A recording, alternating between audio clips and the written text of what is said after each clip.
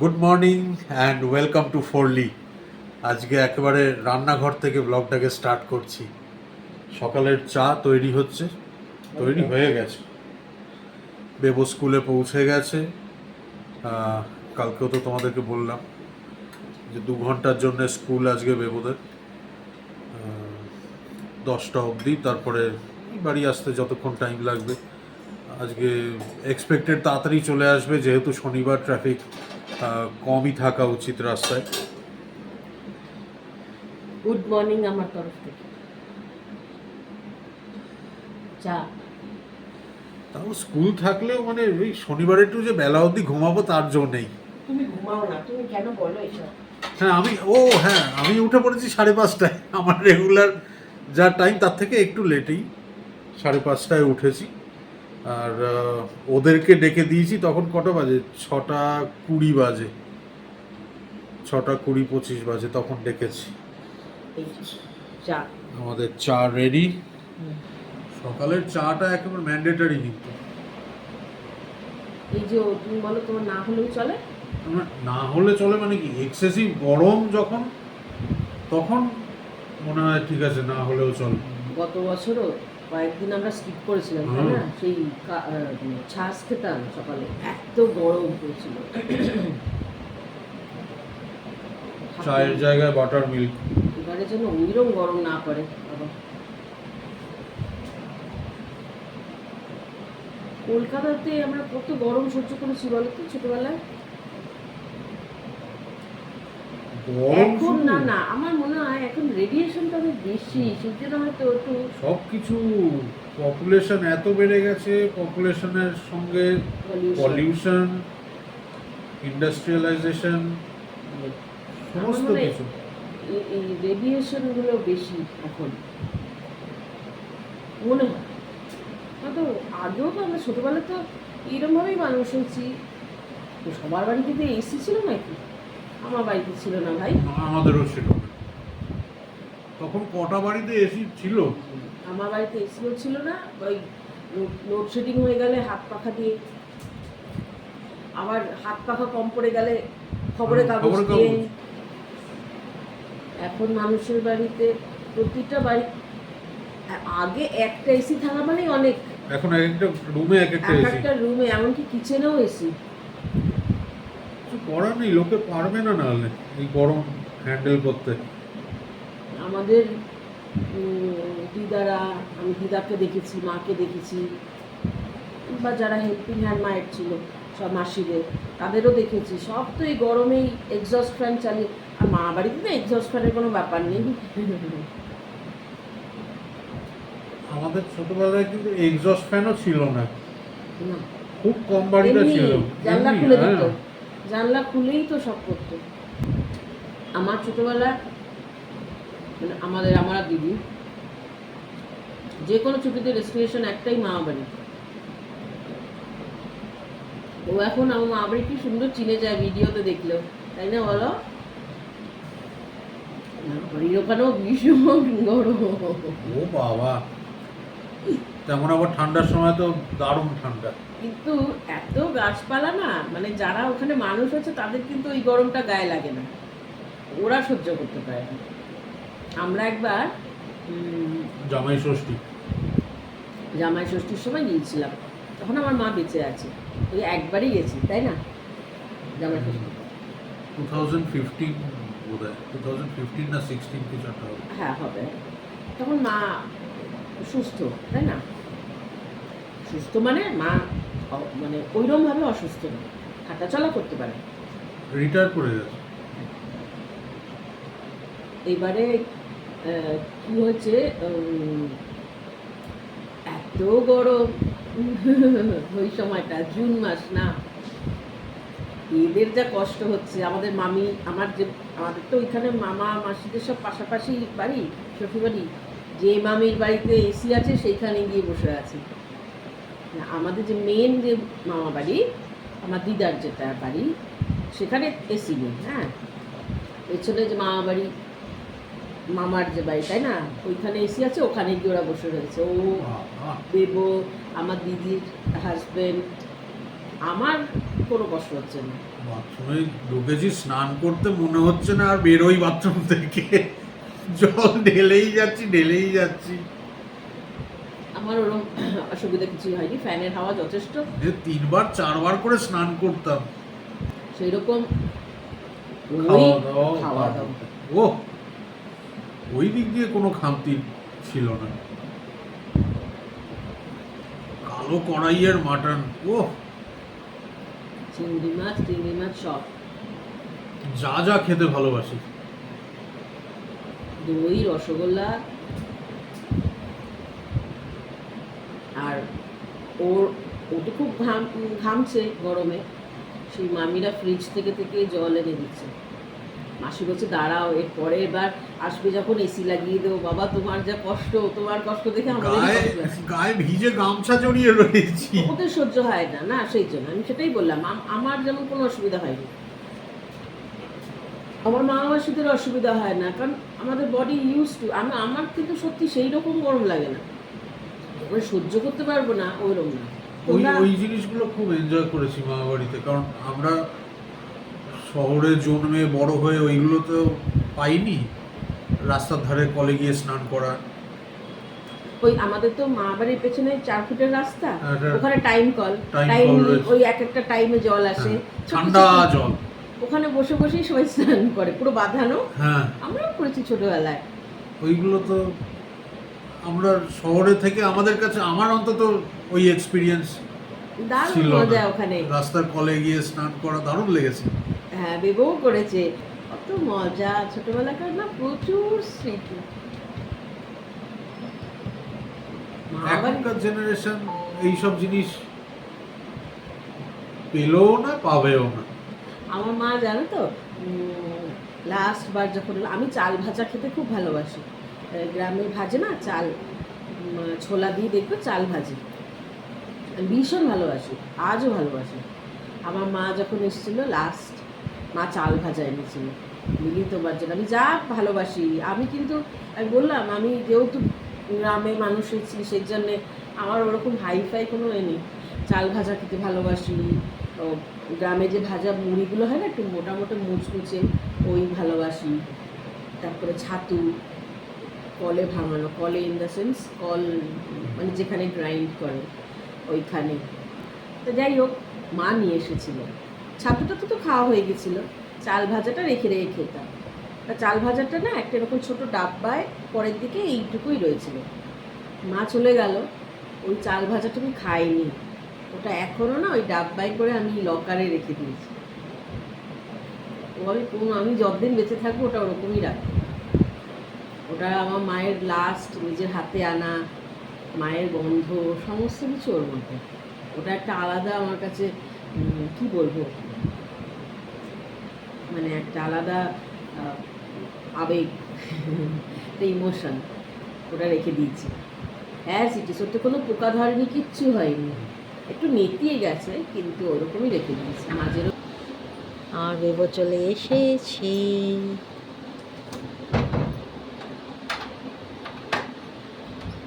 শুধু ম্যাথস বাবু? তোর খিদে পাইনি সত্যি? সত্যি কিছু পাইনি। তুই কি ডায়েট করছিস? না না, ওটা তো এমনিই পাইনি। কারণ তুমি জানো এখন আমরাও ব্রেকফাস্ট না করেই বসে আছি, একসাথে খাবে বলেই তুমি এসছো। না এমনি তো তাও খিদে পাইনি। ছাঁচটা খেয়েছিলি? খেয়েছিলাম কি, আমাকে দেখতে হবে। আমাকে দেখতে, হ্যাঁ খেয়েছিলাম। ফাজলামি মেরো না। নাও, আর একজন অধীর আগ্রহে বসে আছে, কে বলো তো? সুইটু। সুইটু ছাড়াও একজন আছে। বাবা। তেল গরম করে আর জিরে তেজপাতা ফোড়ন দিয়ে আর ভাতটা দিয়ে দিলাম, কিছুই না। একটু ভাত এরকম একটুখানি জিরা রাইস, টাইপ অফ জিরা রাইস, এটা করে নেবো। একটু নুন দেবো, আর জল দিয়ে একটা হুইসেল দেবো, কারণ চালটা ভিজিয়ে রেখেছিলাম। আর করবো হচ্ছে পনির। মানে সেদিন ওই এর দিন হোলির দিন করেছিল একটা পনির, ওটা ওদের ভালো লেগেছিলো, বললো ওরম খাবে, তো ওই পনিরটা বানাবো। আর রাত্রেবেলায় একটুখানি লুচি করে দেবো, আজকে লুচি বা পরোটা যাই হোক কিছু একটা করে দেবো আজকে। এখন একটুখানি 2-3 দিন ছুটি আছে তো আমার, তাই এরপরে তো ক্লাস শুরু হয়ে গেলে তখন তো আর রাত্রেবেলা এত কিছু করতে পারি না। এই নুন দিয়ে দিলাম 2 চামচ, নুন যথেষ্ট, 2 চামচ না 1.5 চামচ দিলাম, দিয়ে এবারে জল দিয়ে একটা হুইসেল দেবো ব্যাস। এই জন্যই ভাতটা অল্প করছি এবেলার মতো। ম্যাঙ্গো পান্ডা বানিয়েছি, একটা বেবোকে দেবো, একটা সৌরভকে, তারপর আমারটা বানাচ্ছি। আগে বেবোকে দিই, সে স্কুল থেকে এসছে তো খুবই গরম, সেখানে দাঁড়িয়ে আছে বারান্দায়। আর একটা সামার সিজনে মানে পেটেন্ট রিফ্রেশমেন্ট না এও দেবো মা, ওটাও করে দেবো, ওই ওয়াটারমেলনের জুস টুস, মাস্ক মেলনের জুস।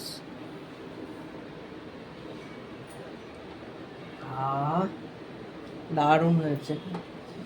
গরমের টাইমে মানে সত্যি যখন ওই অটো করে আসি না মাম্মা, সার্টেন জায়গাতে পুরো তো মনে হয় যেন লুয়ের মতন, এখানে একটা কি বলবো একটা লু humid, বইছে। হ্যাঁ লুয়ের মতন না, লুই Sorry, লু বইছে। বইছে, হ্যাঁ। এগুলো হচ্ছে মানে সেভিয়ার সামার সিজনে। রোজ এক না, কোনো সময় এটা, কোনো সময় লাস্সি করলাম, এই যদি বললাম এইগুলো ম্যাঙ্গো, হ্যাঁ। যখন ম্যাঙ্গো শেক, তারপর তোর ওই কি যেন ছাঁচ তো আমরা রোজই খাচ্ছি, ওয়াটারমেলন জুস করে দিলাম, পেটটা ঠান্ডা থাকে। মাস্ক মেলন ভালো হচ্ছে মা, বেশি মিষ্টি আর নি, আমি মিষ্টি দিও নি, শুধু ম্যাঙ্গো পান্নাটাই দিয়েছি। দারুণ আছে, তুমি নাও। নেবো, বাবা খাক। সৌরভকেও দিয়ে দিয়েছি, দারুণ হয়েছে। মিষ্টি কম। সে তো আমার, ওটা আমার হ্যাবিট।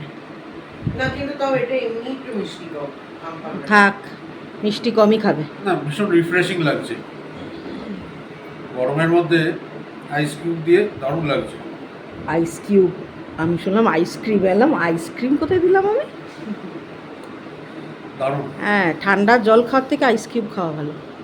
সবুজ জামা, সবুজ ড্রিঙ্ক। কিন্তু এতে তোমার এ লাগছে, ব্লু লাগছে জামাটা তাই নাকি? ভিডিওতে। হ্যাঁ ওটা সবুজ লাগছে, ওটা সবুজ না, গাঢ় সবুজ লাগছে ভিডিওতে, কিন্তু অতটা গাঢ় নয় বলো, লাইট একেবারে। দারুণ খেতে। এটা এখানে কোথাও পাওয়া যায় না, মানে এখানে কোথাও পাওয়া যায় মানে এখানকার কোনো স্টোরে পাওয়া যায় না, এটা ওই বাঙালি স্টোর গেছিলাম, ওইখান থেকে নিয়ে এসেছিলাম। হ্যাঁ, এরপরে তরমুজও এনে রেখেছি, তরমুজের একদিন জুস করে দেবো, ওই শেক না, টক তরমুজের টক মিষ্টি জুস। মিষ্টি। হ্যাঁ খাই না, আমিও খাবো এবার। তেল গরম করে ওতে গোটা গরম মশলা, তেজপাতা, জিরে ফোড়ন দিয়ে, আর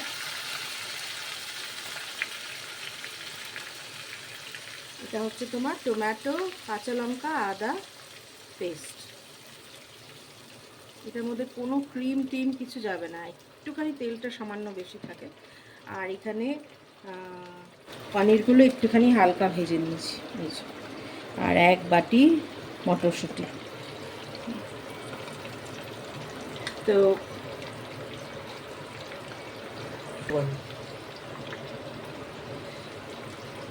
এটা দিয়ে এখন একটুখানি চাপা দিয়ে রাখবো যাতে টমেটোর কাঁচা গন্ধটা কেটে যায়। তারপরে তো বেসিক, এর আগেও দেখিয়েছি, ওই মশলাগুলো দেব। এখন আপাতত এটাকে একটুখানি ঢাকা দিয়ে দিচ্ছি।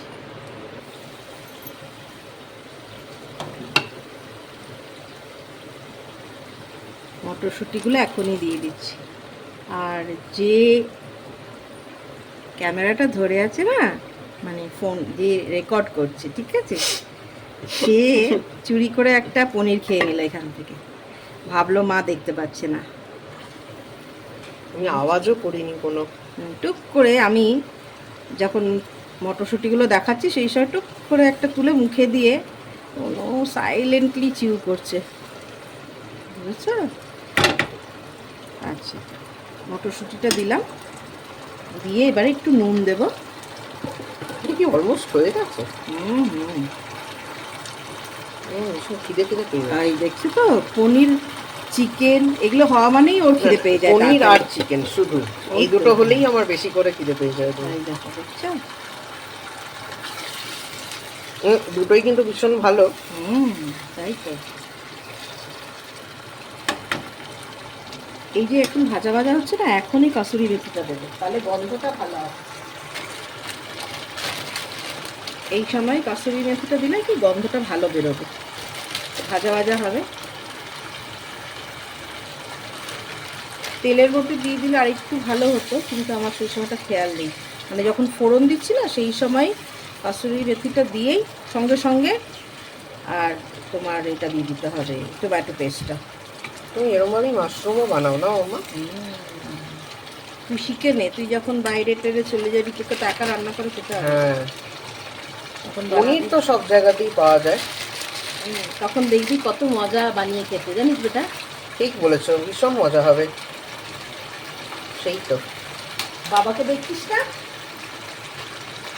বাবা কত বানিয়ে বানিয়ে খাচ্ছে। বাবা যখন নিজে বানিয়ে খেয়েছে তখন আলু সেদ্ধ, নুন দিলাম না। হ্যাঁ দিয়েছো। এবারে মশলাগুলো দেবো। হলুদ গুঁড়ো, তোমাদের কাছে কাশ্মীরি চিলি পাউডার থাকলে দেবে, আমি ইউজ করি না সেজন্য আমার কাছে নেই।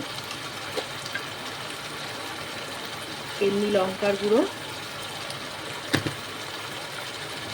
এতেই ক্যামেরাতে মনে হয় কত লাল না এটা। হ্যাঁ,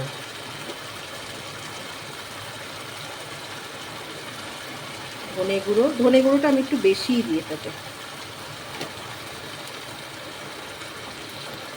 দিয়ে ভালো করে মিক্স করব।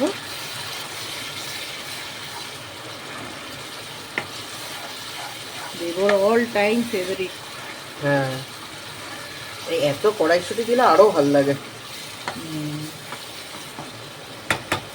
একটুখানি গ্যাসের ফ্লেমটাকে একটু কমিয়ে চাপা দিয়ে রাখবো, তারপরে পনিরটা দেবো। ভাজা ভাজা হয়ে গেছে মশলাটা, এইবারে পনিরগুলো দিয়ে দেবো। পনিরগুলো ভীষণ ভালো না? পনির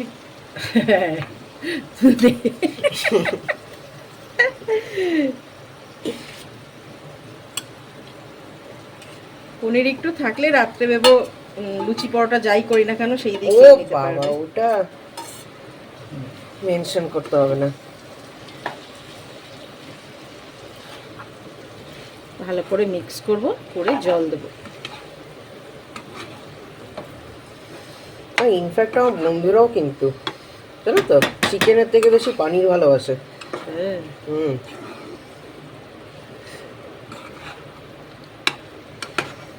আচ্ছা এবারে জলও দেব, তার সঙ্গে নুনও একটু লাগবে। এটা অলমোস্ট ডান না মাম্মা? অল্প একটু জল দিচ্ছি। ভেবেছিলাম ক্রিম দেব না, কিন্তু ছেলে বলল না মা একটুখানি দাও, হালকা একটু, অল্প। হালকা। এইটা তো ছেলেরই ফেভারিট ডিশ। হ্যাঁ, মানে হোলির দিন যেন বানিয়েছিল না, অল্প ক্রিম দিয়ে একদম। ক্রিম দিলে কি একটুখানি গ্রেভিটা মানে একটুখানি থিক থিকও হবে, একটুখানি ক্রিমি ক্রিমি একটা হ্যাঁ, টেক্সচার। তো যাই হোক, ঠিক আছে, একটুখানি নুন দেবো, কারণ খুব বেশি দেবো না, ক্রিম দিলে না নুনটা একটু বেশি হয়ে যায়, তো অল্প দিলাম। আর দিয়ে দেবো গরম মশলা।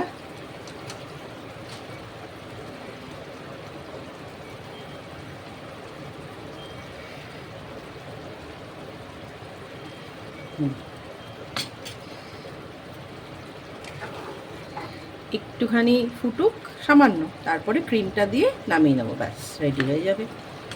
এবার একটু ক্রিম দিয়ে দিলাম, অল্পই কিন্তু বাবু। এটা হ্যাঁ অল্পতেই হয়ে যায়। পড়ে গেল।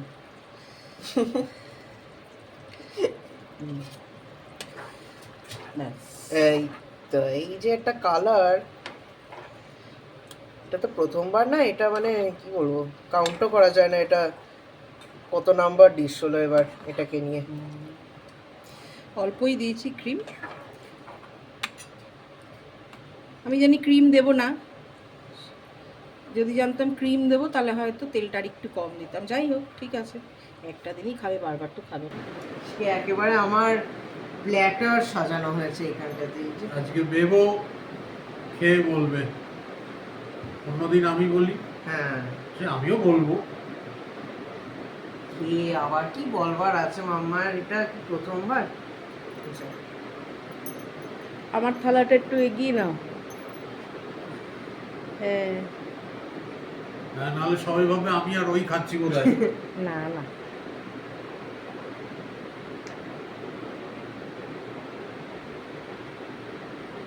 আজকে বেবোর ফেভারিট ডিশ, সেই জন্য প্লেটিংটাও আলাদা। তুমি ওর অপেক্ষাতেই আছি। ওর পনির হলেই হলো গো।